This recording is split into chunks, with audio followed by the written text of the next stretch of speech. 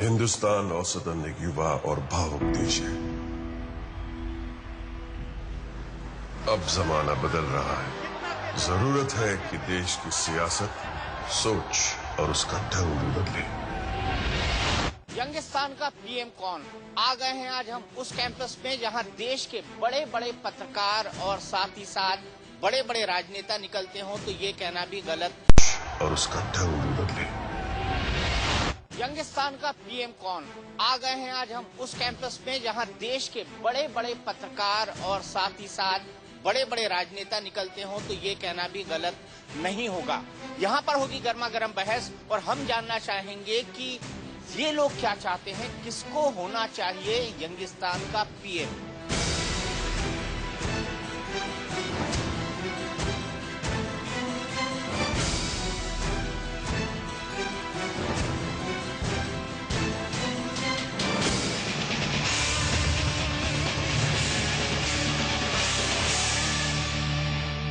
सबसे पहले मैं पैनल से मिलवा देता हूं। मेरे साथ जैकी भगनानी है। जैकी भगनानी, जो नई फिल्म आ रही है यंगिस्तान का पीएम, उसके लीड रोल हैं। आपको एक आश्चर्यचकित पॉलिटिकल ड्रामा देखने को मिलेगा, रियलिटी के काफी आसपास होगा। कैसी है आपकी फिल्म जैकी? मेरी फिल्म कैसी है वो तो पब्लिक बताएगी, अच्छी है कि बुरी। बट कोशिश यही है कि जो जनता को चाहिए अभी और जैसा पीएम चाहिए, बस एक मेरी डिफरेंस है जो मैं सोचता हूं, और आई थिंक यंगस्टर्स ऐसे सोचते हैं कि पॉलिटिशियंस को ब्लेम गेम पॉलिटिक्स बंद कर देनी चाहिए, वो चाहे कोई भी हो, कोई भी पार्टी से हो। मैं एज ए यंगस्टर, मुझे ये प्रॉब्लम है कि हर आदमी दूसरे पे उंगली उठाता है और अपनी अच्छाई करता है। मुझे उससे प्रॉब्लम है एज ए यंगस्टर। तो मैंने फिल्म में वो कोशिश की है कि एज ए प्रधानमंत्री मैं किसी और दूसरे पे उंगली नहीं उठाऊंगा, और अगर मुझसे गलती होती है तो मैं सामने खड़ा रहूंगा और मैं कहूंगा कि हाँ जी, मुझसे गलती हुई है। अगर आपको लगता है कि मैंने गलती की है, मुझे वोट मत दीजिए, पर वोट जरूर दीजिए, क्योंकि यह आपका हक है।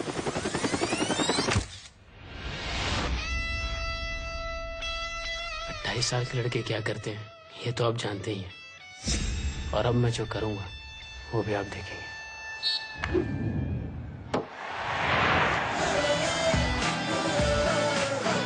अगर इसके चलते आपको लगता है कि मैं अपने कर्तव्य से चूका हूं तो मुझे वोट मत दीजिए, पर वोट जरूर दीजिए, क्योंकि ये आपका हक है। जय हिंद।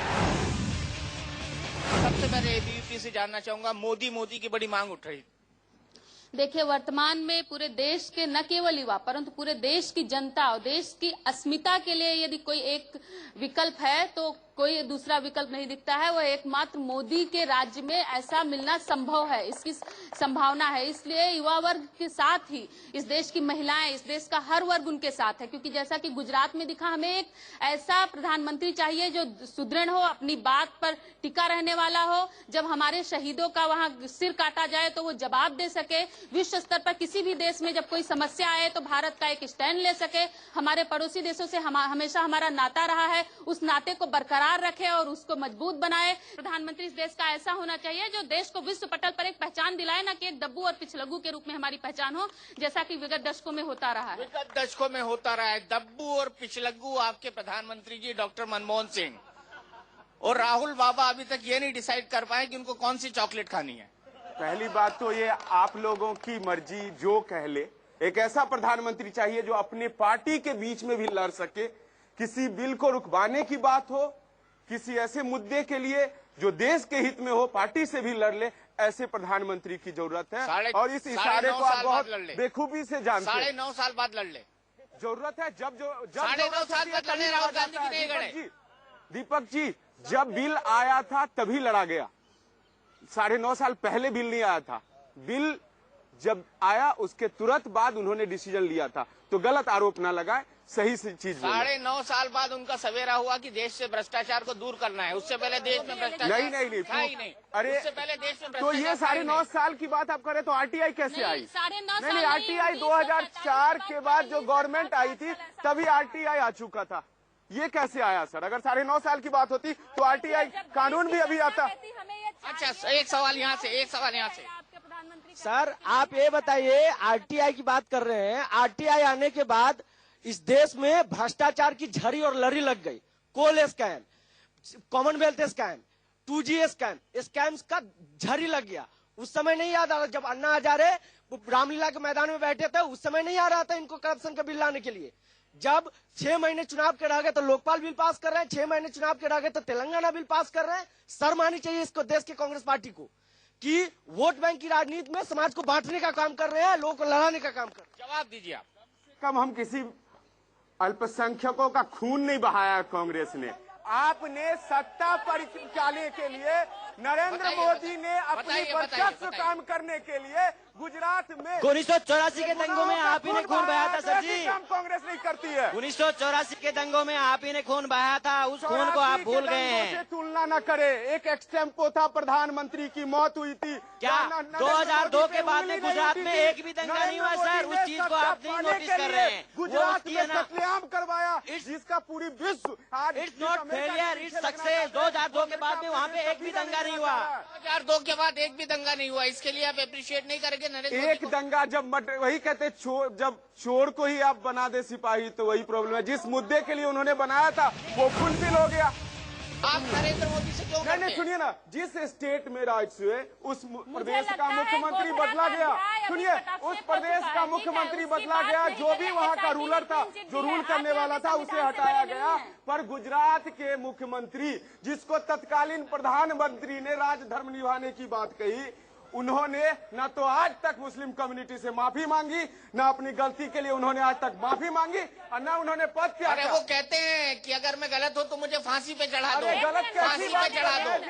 जिसके शासन काल में इतना कत्लेआम हुआ, उसके लिए वो माफी नहीं। दीपक जी, आप खुद बताइए, इस कत्लेआम के लिए आज तक अभी तक नरेंद्र मोदी ने कभी माफी नहीं, मांगा? वो तो कह रहे हैं कि अगर मेरी कोई गलती है, वो तो अपनी गलती मानते ही नहीं है। वो कह रहे हैं मेरी गलती है तो मुझे फांसी पर चढ़ा दीजिए। अकबर जी, यहाँ पर आपको जोड़ूंगा। आपके हिसाब से यंगिस्तान का पीएम कौन, क्या नरेंद्र मोदी और क्या राहुल गांधी? मुझे लगता है कि आज जिस डिबेट में हम तमाम लोग यहाँ मौजूद हैं, यंगिस्तान का नेक्स्ट प्राइम मिनिस्टर कौन होना चाहिए, और अभी इस प्रोग्राम में हमने देखा कि 2 नाम उछाले गए, उस पर पर्याप्त चर्चा हुई।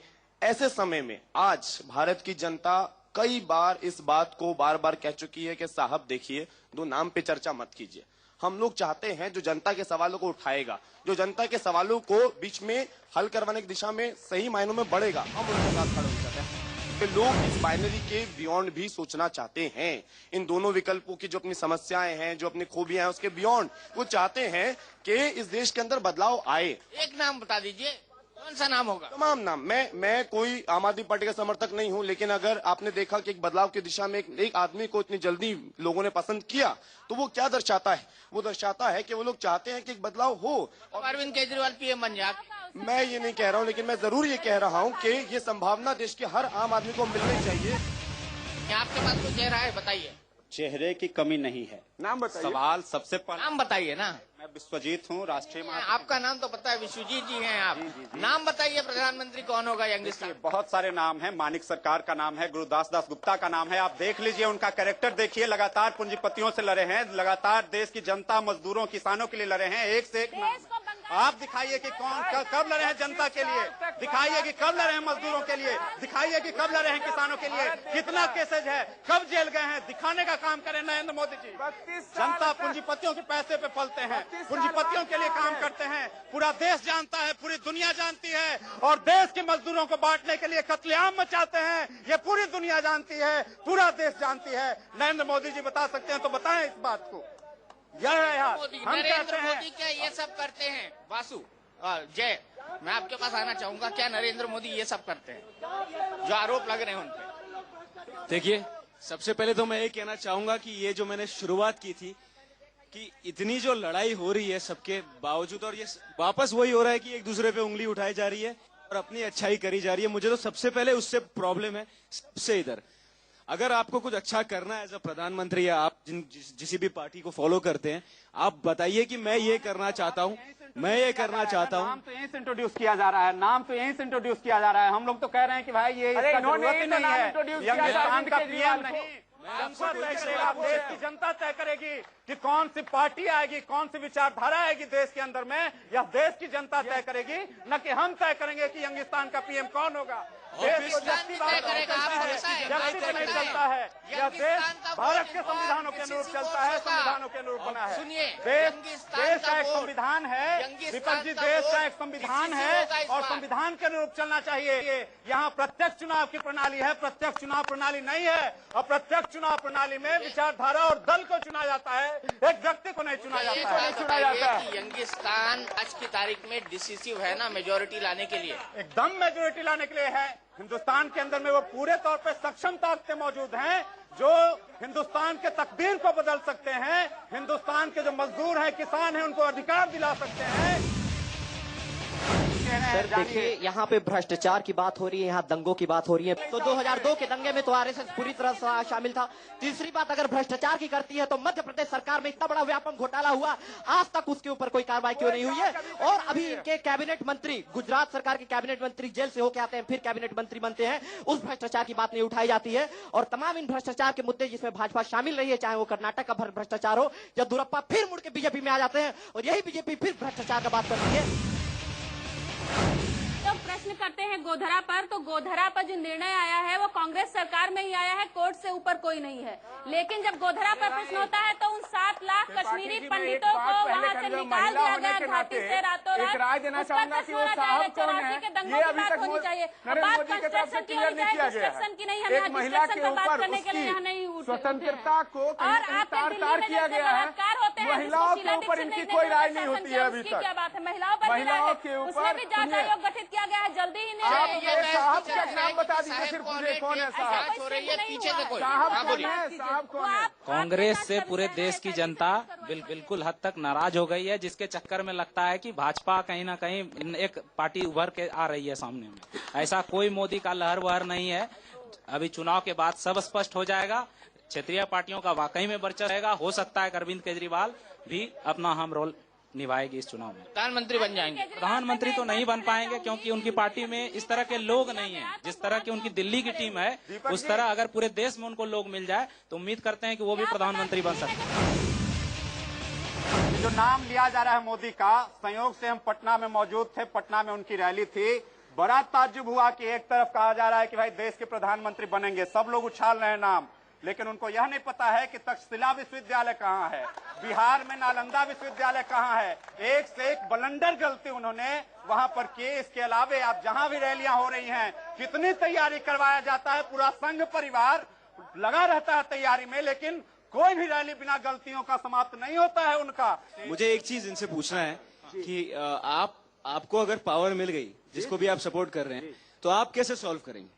कि बोलना बहुत आसान है मेरे हिसाब से। कि हमारे पास मैं किसी भी एक पार्टी को सपोर्ट नहीं करता। I am the voice of the youth. मैं भी छात्र कार्यकर्ता हूं, शिक्षा और छात्रों के बीच में काम करता हूं। हमारे पास में लगातार घोषणा पत्र है। हमारे घोषणा पत्र को आप देख लीजिए और देख लीजिए जाकर के त्रिपुरा की सरकार को, और आप भी देखिए कि मैं क्यों जाके देखिए, मैं आपसे पूछ रहा हूँ आप कैसे सॉल्व करेंगे, मुझे वो बताइए। हमारे पास में पूरा विजन है, हमारे पास में पूरा विजन है। पूरे तौर पर यह विजन है जैसे कि किस तरह से हम जो हमारे संस्थान है उनका सरकारीकरण करेंगे। फॉर एग्जाम्पल जैसे कि आप देखिए ना, कोयला खदानों का सरकारीकरण, बैंक का सरकारीकरण, ये तमाम चीजों को ये हम लोग भली भांति करके दिखा सकते हैं।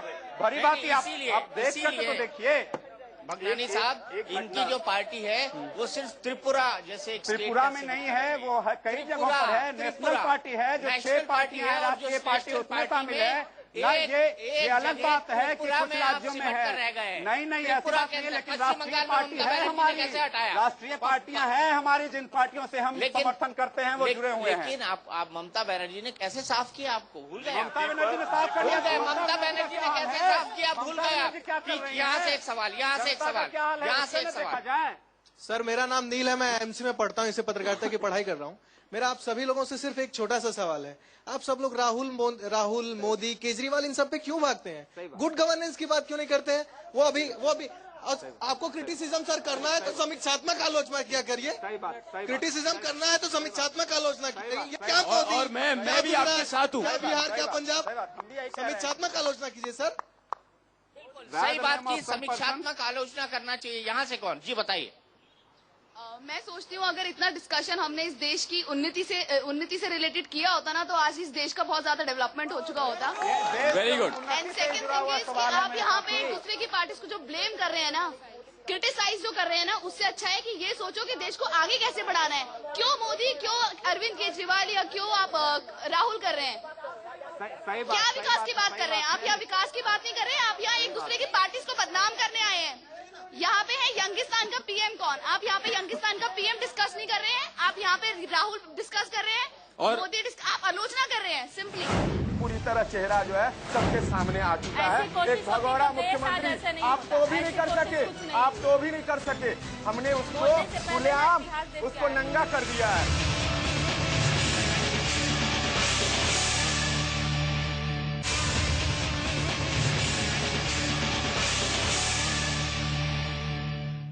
केजरीवाल सर्वश्रेष्ठ विकल्प है, कौन ऐसा नहीं मानता है? सर, अभी जो हमारे कांग्रेस के मित्र बता रहे थे कि शीला दीक्षित के खिलाफ क्यों नहीं हुआ था एक एफआईआर एविडेंस, आपको पता होना चाहिए। अगर पॉलिटिक्स में थोड़ी सी भी इंटरेस्ट रखते हैं ना, तो केजरीवाल जब चीफ मिनिस्टर नहीं थे तो 200 कितने पेज का जाके एविडेंस दिए थे कि हम शीला दीक्षित को जेल में भेजेंगे जैसे ही हमारी सरकार आएगी। लेकिन जैसे उनकी सरकार बनी, उन्होंने एक एफआईआर तक नहीं किया। एफआईआर कहां पहुंच गया? मुकेश अंबानी पहुंच गया, लेकिन शीला दीक्षित जिसके खिलाफ उन्होंने एविडेंस जमा किया था ही नहीं तो कहां से एफआईआर होगा? क्योंकि कांग्रेस पार्टी ने अरविंद केजरीवाल को बाहर से समर्थन देकर उनका मुंह बंद किया था। अरविंद केजरीवाल को बीजेपी ने पैदा किया है, ठीक है। आरएसएस की उपज है अरविंद केजरीवाल, ठीक है। कांग्रेस ने दिल्ली के जनता के लिए उसको सपोर्ट दिया था। पैदा किया भैया, सरकार बनवाई नहीं, दोबारा चुनाव उस समय अगर हमने सपोर्ट नहीं दिया था तो आप ही यही कहते कि आपने सरकार नहीं बनने दिया। हमने लोगों के मैंडेट को और एक चेहरे को कहते हैं उसके नकाब खींचने की कोशिश हुई है और उसका पूरी तरह चेहरा जो है सबके सामने आ चुका है। एक भगोड़ा मुख्यमंत्री आप तो भी नहीं कर सके, आप तो भी नहीं कर सके। हमने उसको खुलेआम उसको नंगा कर दिया है। अब जनता जवाब देगी। क्लोजिंग कमेंट आपसे, एक क्लोजिंग कमेंट फिर जनता से। कौन होना चाहिए? जो लोग यहाँ जवाहरलाल नेहरू विश्वविद्यालय में नक्सलवादी जिंदाबाद का नारा लगाते हैं और डिस्ट्रक्शन की राजनीति करते हैं, वो कंस्ट्रक्शन के इस बहस में कुछ बोले, ये औचित्य ही नहीं रखता है। वो यहाँ पर है, शर्म की बात है। तो नरेंद्र मोदी को पीएम इसलिए प्रोजेक्ट किया है बीजेपी ने क्योंकि नरेंद्र मोदी 15 साल गुजरात की प्रयोगशाला में खरे उतरे हैं और ये बीजेपी का जो मोदी है। और अभी मैं गुजरात से होकर आई महिला सुरक्षा। आप जवाब दीजिए, आप जवाब दीजिए, आप जवाब दीजिए, आप जवाब दीजिए। राहुल गांधी क्यों? अरे आप जवाब दीजिए, राहुल गांधी क्यों? प्रयोगशाला 2002 एक प्रयोगशाला था, आपकी बात आ गई। प्रयोगशाला से कैसे बनाते हैं देश को? मोरल, सत्य और अहिंसा पे आधारित एक ऐसी राजनीति जिसमें सर्वोदय की बात हो, सबसे निचले की बात हो, वही देश का प्रधानमंत्री हो जो सबको एक साथ लेके चले। दीपक जी, खून न बहाए किसी और। आज जो पूरी चर्चा है दो नाम के बीच में, हमें लगता है कि चर्चा होनी चाहिए मुद्दों के ऊपर। लोगों की क्या मुद्दे हैं? आखिरी बात करें। एकदम सही कहा कि मुद्दों के ऊपर चर्चा होना चाहिए, जो संवैधानिक अनुरूप चीजें हों उस पर चर्चा होनी चाहिए। मजदूरों की चर्चा होनी चाहिए, किसानों की चर्चा होनी चाहिए, छात्रों और नौजवानों की चर्चा होनी चाहिए कि उनको शिक्षा मिले, उनको सही लोकतंत्र मिले, उनको अधिकार मिले, उनको भविष्य की रोजी और रोटी मिले। इस पर चर्चा होनी चाहिए और ऐसे लोगों को देश के प्रधानमंत्री या ऐसे दलों को देश का प्रधानमंत्री बनाना चाहिए। इसके अलावा और कोई दूसरा रास्ता नहीं। फाइनल पोलिंग हो जाए, कितने लोग मोदी को चाहते हैं? बस हो गया, बस। यहाँ भी। और राहुल गांधी को कितने लोग चाहते हैं? इधर भी। ये भी हो गया, ये भी हो गया। तीसरे मोर्चे को कितने लोग चाहते हैं? चलिए देखिए भाई, शायद सबसे अधिक तीसरा मोर्चा है। जेएनयू में सबसे अधिक तीसरा मोर्चा ही होगा। और चौथे मोर्चे को अरविंद केजरीवाल को कितने लोग मानते हैं? दीपक जी, 5वां मोर्चा मैं केजरीवाल भी 5वां मैं हूँ, बिकॉज मैं भी प्रधानमंत्री पद का उम्मीदवार और 5वें ये है क्योंकि ये भी प्रधानमंत्री पद के उम्मीदवार हैं, दावेदार हैं, प्रधानमंत्री हैं अपने फिल्म के अंदर, जिसको आप जरूर देखिएगा। लेकिन चलते चलते मैं इतना कहना चाहूंगा कि आईएमसी में आने के बाद मुझे पूरा भरोसा था कि मुझे क्रॉस सेक्शन ऑफ लोगों के व्यूज मिलेंगे, आप सभी लोगों की राय मिलेगी, और इस राय ने मुझे बताया है कि भारत की पॉलिटिक्स अभी भी different political party, different ideologies और डिफरेंट सिस्टम्स के बारे में भी सोचती है, और देश के आवाम को यंगिस्तान का पीएम चुनने से पहले इन तमाम बातों का ध्यान भी रखना होगा।